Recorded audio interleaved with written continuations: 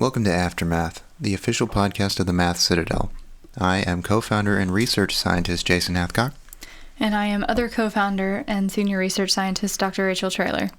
So we are picking up with part 2 in a series that we started very recently.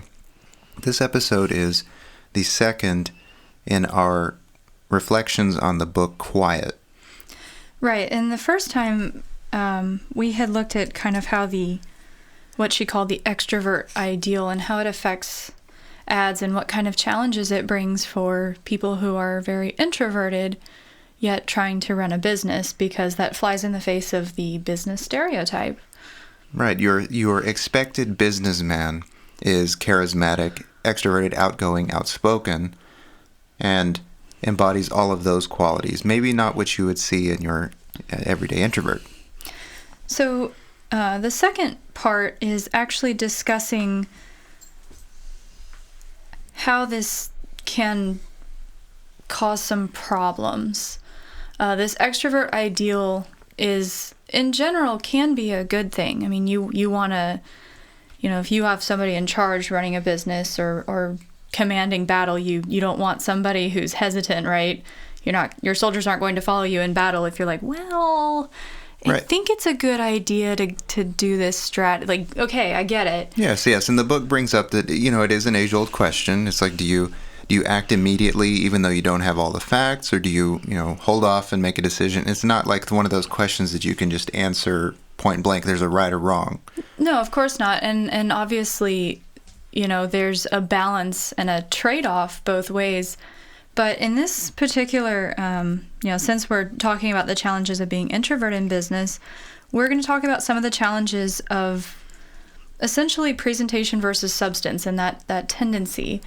And the first thing to discuss is that Chapter 2 is called The Myth of Charismatic Leadership.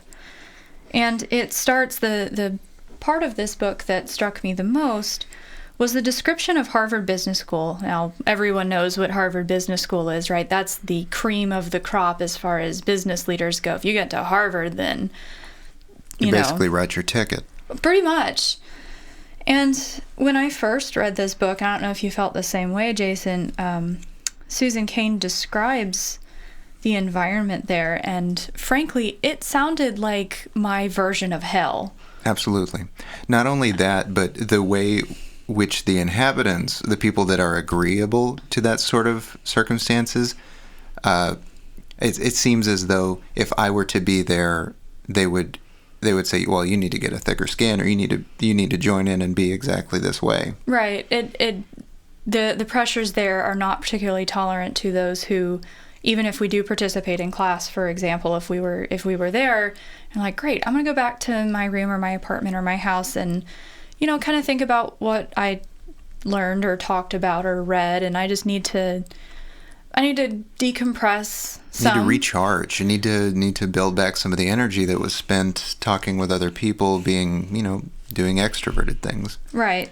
And in particular, it starts out with, the essence of Harvard Business School is that leaders do have to act confidently and make decisions in the face of incomplete information.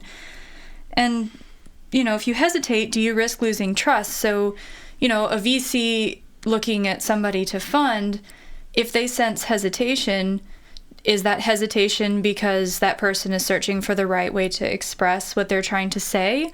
Or is there some potential issue going on with the right? It does instill some doubt. The discussion in the book is that overwhelmingly, the response to hesitation is to take it as weakness and or vulnerability. The description of Harvard Business School is it's social from sunup to sundown. You don't do anything alone. You have study groups that are mandatory. You have classes where your grade rests on speaking and the amount that you speak, and the social aspect of Harvard Business School makes you the business network and connections that can make or break your career. I mean, that's a 24/7 environment. And, if you go to this school and you're like, I don't think I'm going to join you guys for happy hour. No thanks. I'm going to go back and maybe read a book a little bit. Even if it's once. Even if it's just once that you say, you know what, I think I'd like to stay in this evening. It gives the impression that, that's going to cost you business down the line. If that does not go unnoticed. Right. And in particular, the school, it's quoted, the school hosts live informational sessions and web pages on how to be a good class participator. So the tips that were given from interviews: speak with conviction. Even if you believe something only 55%, say it as if you believe 100%. If you're preparing alone for class, you're doing it wrong. Nothing at Harvard Business School is intended to be done alone. Don't think about the perfect answer. It's better to get out there and say something than to never get your voice in. So I kind of wanted to talk about how these ideas permeate the business realm. How many meetings have you sat in where these types of tips come up, people trying to just get something in, to say something? So, for me personally, I came from academia, doing graduate instructor work, to private sector work here in Silicon Valley. For my first job out here, the meetings that you attend, you notice immediately that if somebody is soft-spoken or just doesn't speak up in a meeting, they become forgotten. Their contributions, if they don't raise them loudly, they will be diminished. Do you feel like in meetings you've had, where somebody who was just simply loud was heard more, even though their ideas ended up being frankly stupid? Frankly stupid. Because that's definitely happened to me. What I've definitely seen are instances where the idea is loud and it's presented with no room for interruption or, someone to speak up and ask questions. And then later on, it turns out, we have to abandon this track entirely and do something different. So this wasn't thought out enough, even though somebody could have interjected with, oh, you know what, I have a reasonable point to make. Maybe this isn't our best course of action. And then later it's like, oh, yeah, we had to trash that. We have to scrap it, and we're doing something totally different because nobody could speak out. So in particular, the reason that we bring up Harvard Business School and its teaching methods is because of the extreme amount of influence it has, not just in in the business academic realm, but literally at the top level of corporations and all the way down. So, for instance, tons of World Bank presidents, U.S. Treasury secretaries, CEOs of huge companies, all of them have graduated from Harvard Business School. And as Susan Cain points out, they have likely influenced your life in ways that you're not aware of. If you work in corporate America, an example, there's a good chance that these graduates have shaped your everyday life, like how many team building sessions you have to attend per year, and how much privacy or not you get in your workspace, or whether your work is best done through brainstorming like pair programming, or should you be left alone to actually do some work.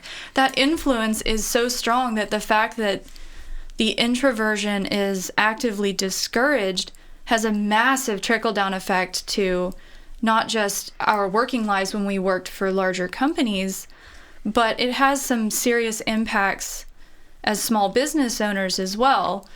So, the people who are responsible for your open office are the people who like open offices because they're naturally social talker type people. Yeah, they don't really, it doesn't occur to these people making this sort of architectural decision or layout design that anybody might take issue with this or find it just really not ideal for their working environment. And that's how you get, things get pushed into conferences. Like, I've taken the time to go to several conferences, both, I went to the Game Developers Conference recently, and that was a interesting conference for sure. There's a lot of neat tech being shown off there. As a note, how many people were expected to show up to this? The Game Developers Conference? Yeah. 27,000. When you first told me that, I thought it must have been a mistake. When I first saw that, that's the size of like VMworld or whatever, and you can back me up on this. I almost didn't go. You showed several pictures while you were there. It was not a lie. And this is not a conference that is open to the public. No. Like I said, I did see some cool stuff, but I mean, I'll be honest. I really, for probably a week leading up to it, driving to San Francisco in god-awful traffic, and it was a horrible drive. It was raining, and it was awful. Dealing with parking in a crowded city, which is not something I'm unfamiliar with. I mean, I went to college in Atlanta, but then attending, I had no idea how big this was, and attending a conference with 27,000 people trying to wander around like that. I almost didn't go. My stomach was in this huge knot. Well, and it's not like it was your first rodeo in terms of conferences. You've done quite a share of conferences. No, but they've always even been the smaller ones. Storage Developers Conference is pretty small. Tech Field Day is obviously a traveling panel. But even those, I still get a knot in my stomach. And I'm on video for the Tech Field Day ones as a panelist. Mm-hmm. So. But these conferences, they revolve around talking. Well, I mean, duh, right? Naturally. Like, that sounds stupid. But what I mean to say is, after a presentation is done, or the day is over, conferences at the end of the day expect... That's when the socializing really gets started. Right. Right? And it's not quiet, let's go find a lounge and a couch and sit down and kind of review what we heard, our opinions on tech, like whatever it happens to be. This is the time for even louder drinking and partying and all that stuff. And some people love that. Totally. Some people love that. Some people get really charged up by it. Like that's why they do it. Like that they is love why that a part. lot of people do it, for sure. And they know that they can leverage all of that networking into a great benefit for their business, well, and that's something that's worth kind of bringing up in the context of us. I feel like most successful business relationships are not started over something like, say, a technical discussion, but rather a party or a beer or some kind of large social event. Do you feel like that's the case? Oh, yeah, totally. The presentation of yourself and presentation of your business, not necessarily the technical merits and or your ideas. It's on your personality, right? Yes. How much do I like you as I mean, I like you, don't get me wrong, right?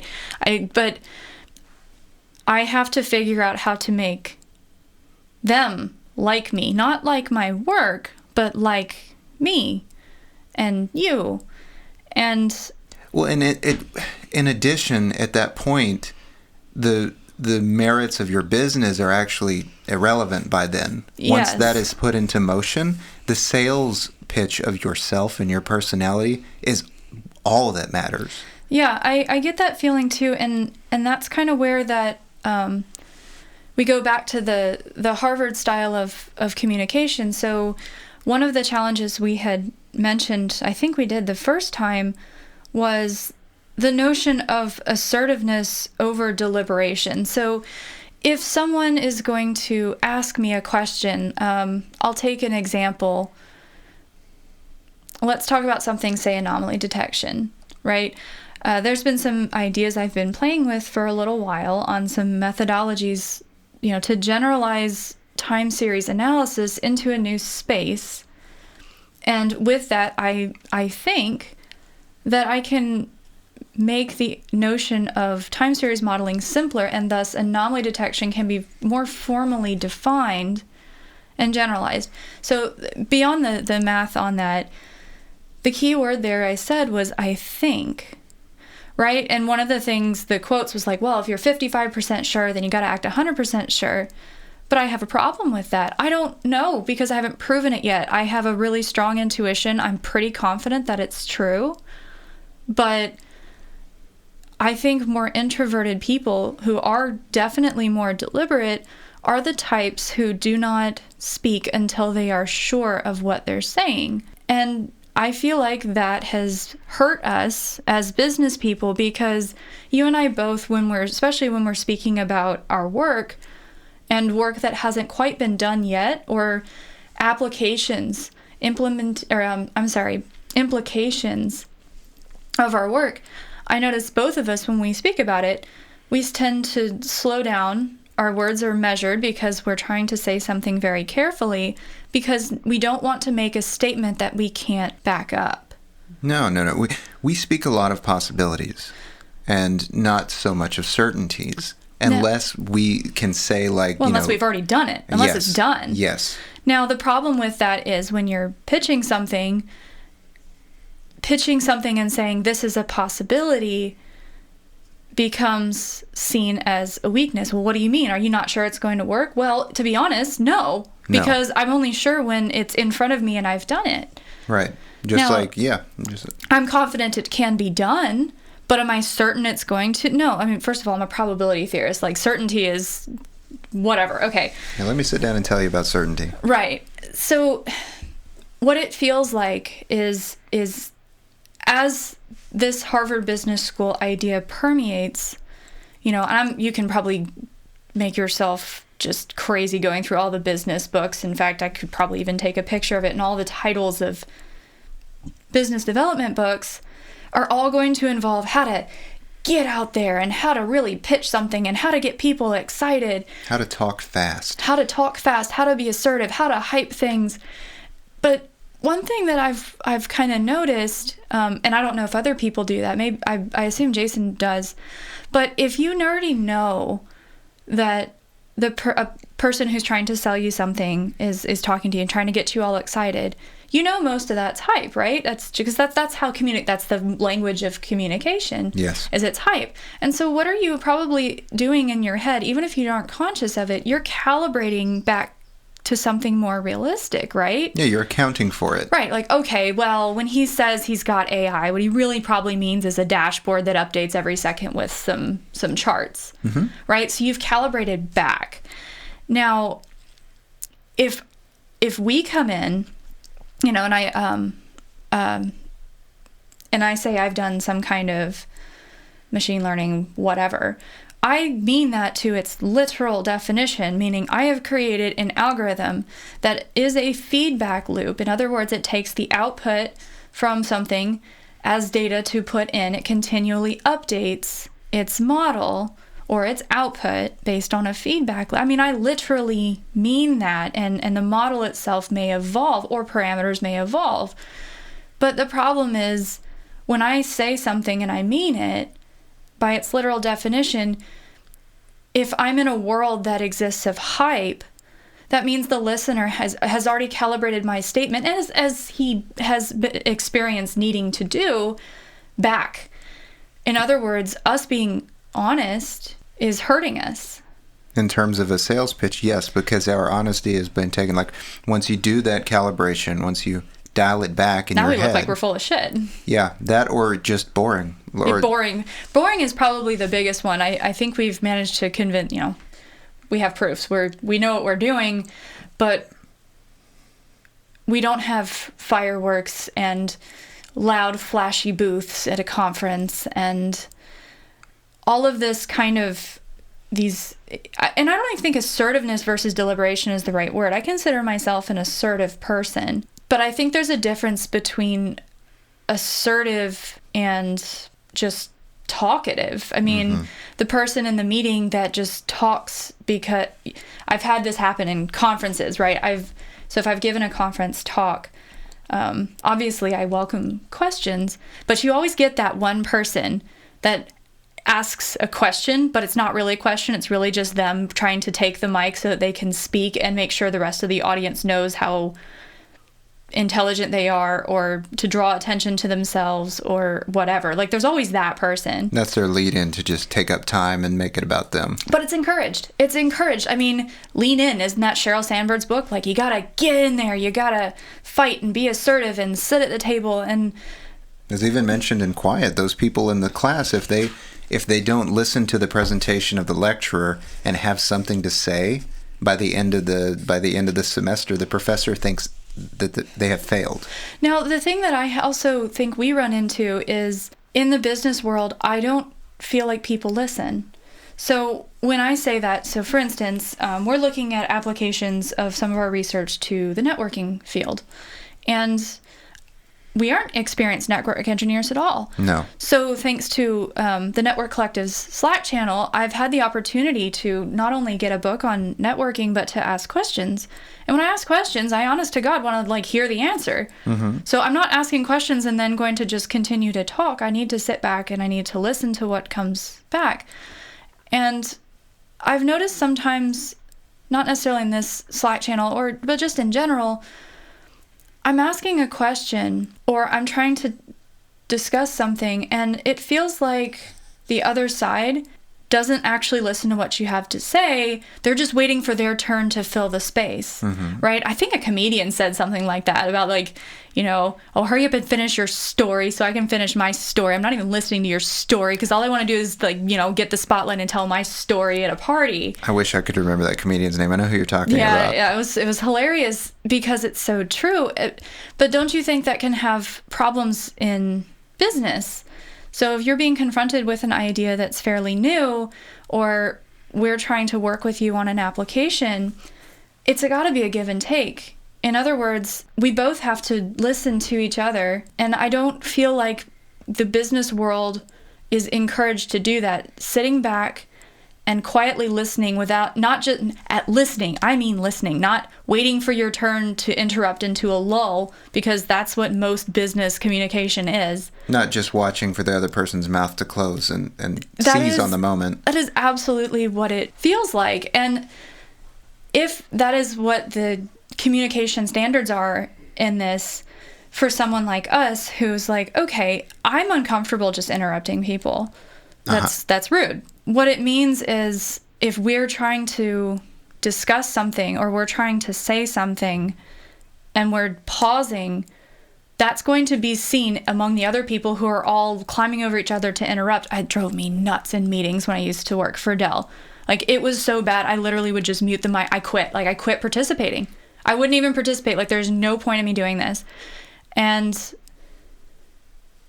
it feels, that's hurting us, because this type of communication style is not something we do. And moreover, the people in this sphere view anyone who isn't just immediately like so eager to jump into the conversation, that must mean they're smart. It must mean they're smart. If they're sitting back and kind of like have not maybe like a little frown on their face, but like just kind of a pensive thing, and just like, when they have something to say, it's like, hey, just a thought, like, if it's introduced more like that, as opposed to, hey, you know what, bang on the table. Well, when you see that, it's just like, well, obviously he's not a player. He's not a player. That's exactly what happens, and that's a problem. And actually, there's a situation in the book that's discussed. So one of the exercises that they were given was to teach group synergy. I hate that word. According to this successful synergy for this exercise, they were given a list of 15 items,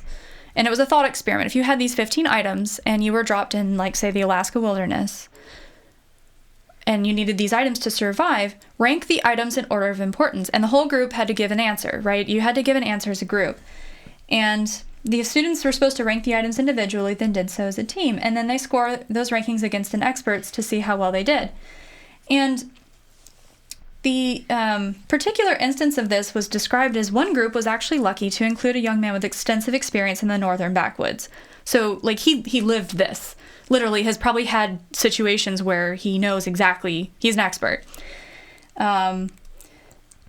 Unique expertise for the situation. Right.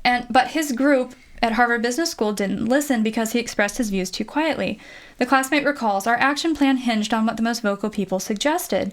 When the less vocal people put ideas, those ideas were discarded. The ideas that were rejected would have kept us alive and out of trouble, but they were dismissed because of the conviction with which the more vocal people suggested our ideas. Afterwards, they played the videotape back, and it was embarrassing. So what happened? This and there's been studies on this too. The more someone talks, the more intelligent we perceive them. It seems very strange to me. I mean, honestly, that's how the influencer industry works. That's literally, they make money by talking. That principle. Yeah, I mean, they make money by talking because they're, and some people actually are experts.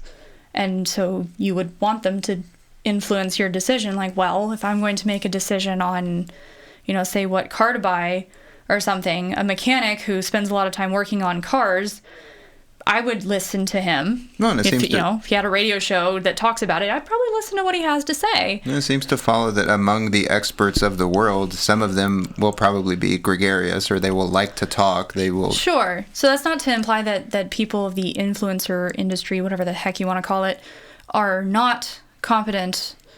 But they are viewed as more competent than people who don't speak as much. Even when we got started, we were told we got to put ourselves out there. We've got to be seen. We've got to be talking. Part of it, we got to be seen because, it would be nice to know people know we exist. There's some amount of that. But does it ever exhaust you trying to be heard amongst the noise? I find it especially exhausting because I'm coming to it with a few more hurdles to overcome. So I was raised in Texas. I actually speak much more slowly than I thought. And coming to California, I find that my manner of speaking is slow already. And if I'm considering my words heavily, which I like to do before making decisions, especially vocal ones, then it is very often regarded as like, you don't know what you're talking about. Otherwise, you would speak fast and speak firmly. And for my part, I am able to do that, to think quickly and speak firmly and all of that. One of the talents I do have is thinking quickly on my feet. But I still, if I am not able to contribute to a discussion in a way I find satisfactory, then I am not going to say something. I feel the same way. And I think the expectation, I've been asked to comment on so much. You have a math degree. Comment on blockchain. No. Come on. No. Why not? Because I don't know enough to have an intelligent opinion on it. Well, just say something. It's better to say something than to stay quiet like that. That's exactly what was told to me. But I don't have enough, I have opinions. Sure, everybody's got opinions. But am I going to put those out there as if I feel like people should take them, as weighted pieces for their own decision making? I don't. Yeah, because you can consider how informed is my opinion really? Not as much as I feel it should be before I speak on the subject with the conviction that I am expected to. So if I'm going to speak with conviction, I'm going to have conviction. That fake it till you make it. If you're only 55% sure, then say something. No, I won't do it. And honestly, the people who suggest it, they think I'm crazy. Mm-hmm. But this is the topic of the moment. If you're seen having an opinion on the topic of the moment, GDPR, data privacy, cryptocurrency, blockchain, machine learning, and AI. Okay, I have opinions on those, and those are informed opinions, but... Well, and that's not to say that you don't give your informed opinion in the form of commentary from time to time. Well, that's the thing is, I feel like what's expected of us as business owners is to spend more time giving our opinion on things that we're not actually doing for our business than actually doing our business, right? Yeah. If you're just seen as somebody who gives an opinion on anything from, the state of the Dropbox's IPO all the way to blockchain to, housing prices in the Bay Area, like just whatever it is, you got to have a strong opinion on something and just be seen talking. I have to wonder if that hasn't been a direct effect on us as a business, that we don't do that. In other words, there are certain topics that you and I stay away from. Yes. That we do not share opinions on because we don't feel they're appropriate for business. They're not relevant to any discussion we would be having professionally. Moreover, they're not relevant to our business. So, why should you care what my opinion of the finance sector is right now? We're not a finance company. So unless we're friends, why should you care what my opinion is on that? But it feels like to instill the kind of confidence in the general public, particularly the investor class or the decision makers, as they're called, code for people who control purse strings. Sure. To be seen as competent and one of them isn't about the amount of papers we've published or the creativity that we have as mathematicians. It's about being seen as well-rounded and willing to talk. Even when you don't really have something to say. Right. And so as far as takeaways, the last time that we talked, we acknowledged that we as introverts did have some work to do as far as bridging that communication gap. Last time we had, figured out that our communication style of the more dry, factual pitch was insufficient, and maybe rightly so. Maybe there's some adjustments we need to make. Now, the takeaway on this one, I do not acknowledge any wrongdoing on our part. This isn't a fault of ours. This isn't a fault of ours. We are actually strongly condemning this system. Mm-hmm. Stop talking, which is ironic to do on a podcast. It's true. Right? Doesn't it? Even saying, like, shut up. Take 2 seconds. Think about what you're saying. And think about some of the repercussions. Some of the repercussions are, once you get into this, like, extreme extroversion, it becomes this war of egos. And that's how you end up paying tons of money to acquire a company that you didn't really want, but you got to beat that other guy because you're not losing to that guy. Right? And you got that buyer's remorse to deal with. Yeah, your emotions take over. Pause and think. And it is not a problem, as I just did. I paused to think about what I was going to say. That pause, that deliberate pause, is not a sign of weakness. No. We acknowledge there are things that we as introverts need to work on. This time, there's things that the extroverts need to work on, particularly as it has effect in business. And what it says now largely socially for you to be a business person. This change has taken place and totally pervaded what it means to be a good business person or to be a business person at all. Correct. And I reject the notion that either A, we need to have an opinion on everything, and I reject the notion that that's okay. You do not need this trend of, well, we just have to out-hype the other guy. Stop it. It's hurting everything because now you're pushing hype and it's becoming a lie. And besides the fact that it hurts the people who are honest, doesn't that get exhausting? Yes. Doesn't that get exhausting to have to outdo yourself? And not in the sense of a product. Yeah, of course you want your products to be better last year than they were, better this year than they were last year. That's not what I mean. I mean, your booth at the conference has to be flashier than last year. Stop. And, for those people that worry that, well, if I take time and deliberate, if I don't make this decision instantly, if I don't say something and get us moving, then I will be regarded as not a very good decision maker. I promise, if you make enough good, well thought out decisions, it won't matter in the long run if you took a little bit of time to make them. I agree with that. And honestly, if you keep buying into this system of just say something just to be heard, you're contributing to essentially a degradation of business communication and communication in general. Stop. It's not necessary. I bet there's a lot of people out there that are sick of having to do that. They're sick of having to be seen talking in meetings hoping to get that promotion because their boss only remembers the people who talk the most. Honestly, that's not your problem. Your boss is the one who should stop being so lazy and actually pay attention to the actions of the people that are on his team. And the business community needs to shut up and pay attention to actions. Maybe then you wouldn't end up funding the next Juicero or Theranos. On that note, thank you for sitting in and listening with us as we talk about this book and how it relates to our business experiences. See, we can be assertive. Yes, we can. We can make strong, proclamations after some time to think. Right, and we actually, as we end this particular podcast came out of probably a couple hours of discussion and deliberation on how best to discuss this, right? We discussed how to discuss this. Yeah, we took several times. We sat down and said, what do we want to cover? What are the points we want to make? And what is our well-reasoned point here? And behind that, each of us read the chapter and had to sit, and I took the time to really think about it. What does that mean? How does this relate to what I've seen? So this podcast you're listening to is the product of individual hours of work as well as hours of quiet discussion.